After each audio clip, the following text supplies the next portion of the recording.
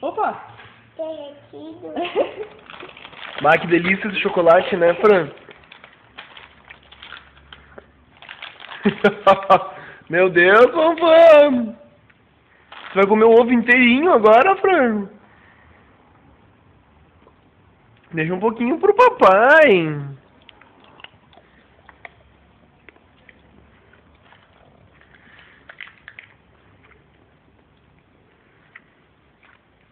Me adoro. Papai, agora você ajuda. Eu vou deixar esses dois pra ti.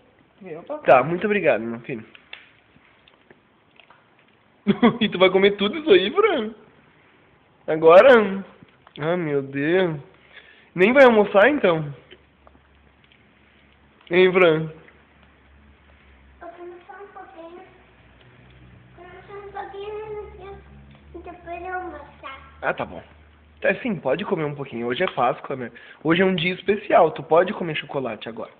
Tá? Não te... Olha aquele que eu fiz. Olha o que aconteceu com esse ovo. Ficou todo torto. Agora tem que comer mais. Foi muito bonitinho, Francesco. Feliz Páscoa, Fran. Ho, ho, ho. E...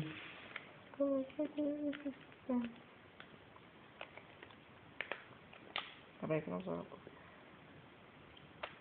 Veio uma Kombi, Fran.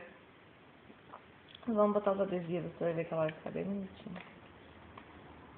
O papai que gostou da Kombi. Olha só. Eu gostei, porque o papai adora Kombi, sou um fã.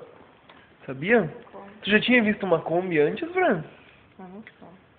É esse tipo de carro malucão ali, ó.